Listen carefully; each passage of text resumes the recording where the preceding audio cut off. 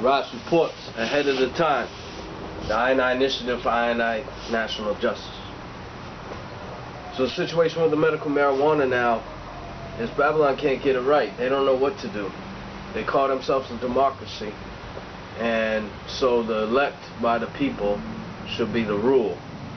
However, the people have elected for the herb, and yet they still come with their lame excuses, talking about herb is a stepping stone for cigarettes, and if people start, you know, if herb becomes available, then more people are going to use the herb, and more people are going to drink alcohol, and more people are going to smoke cigarettes.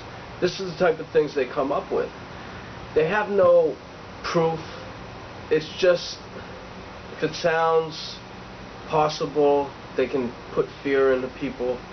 But their argument is lame. You know, they say we're going to add another drug onto two already, you know, poisonous substances, alcohol and tobacco. Well, you know, this guy Robert DuPont that was saying these kinds of things. You know, for one, you never hear pharmaceuticals. He doesn't bring up pharmaceuticals at all because he's a doctor, and typically these people have interests in these pharmaceutical companies. You know, whether they're incentivized from the pharmaceuticals, from handing them out to patients, or whether they have shares, you know, or bonds within the pharmaceutical companies. Typically they have interest in these companies, and this is why they become the spokespeople for these companies. It's a form of corruption and bribery, but you know, in this modern day fabric of the law system, it's allowed. So you know, these are the types of excuses you hear. You know, the people aren't going to prison anymore for it, which is just crazy. I mean, you still have people in prison doing decades for the herb. And you always have to go back and remember, first of all, the history of why it became illegal in the first place. You know, with the Mexicans, and then with the DuPonts, with the nylon, and some other factions of the industry that had interest in making it illegal for competitive gain.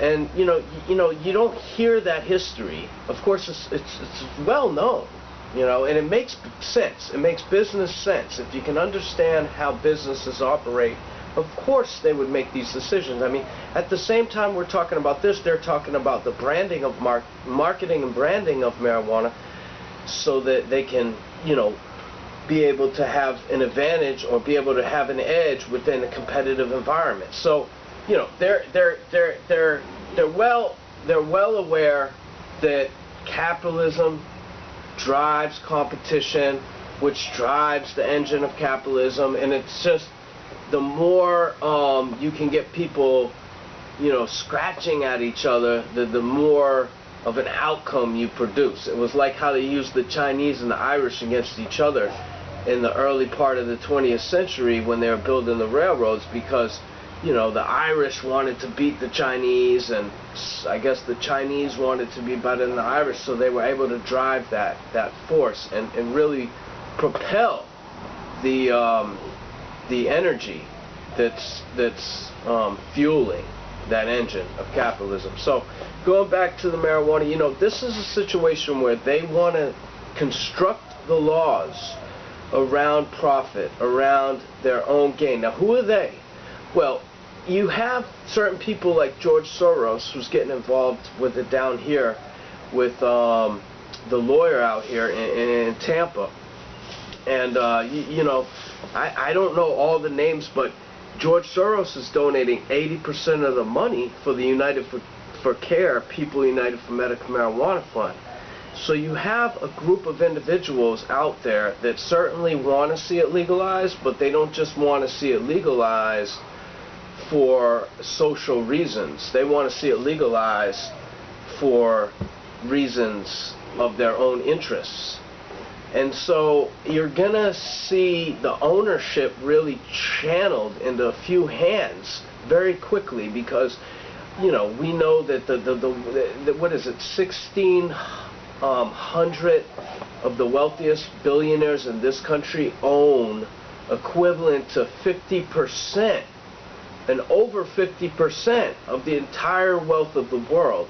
So it's not difficult to throw in a bone, throw in some money into the game, and be able to come up on top very, very quickly through manipulating that. Now, this whole thing with the medical marijuana is probably not in the best interest of the people, because it's giving into that idea that, hey, we'll allow these people to go ahead and take hold of it and control it. They're going to brand it, they're going to market it in ways that are going to take the true beauty out of the plant and corrupt it. And that's what their goal is. They really want to corrupt everything and destroy everything. And they're willing to do what it takes, but capitalism plays a key role in that corruption process. I mean, look at Uruguay. If you want to know a place to look at, watch the people in Uruguay. See, the problem is that the laws, even though they may be in place in other countries with respect to this marijuana herb, they aren't enforced. So the FBI, the CIA, and all these government agencies can say, look, it's illegal all over the world, and we're going to be the first ones, well, of course, Amsterdam, but we're going to be the ones that are really going to bring it into here, and, you know, we're going to show everybody the model, the business model for bringing this industry up.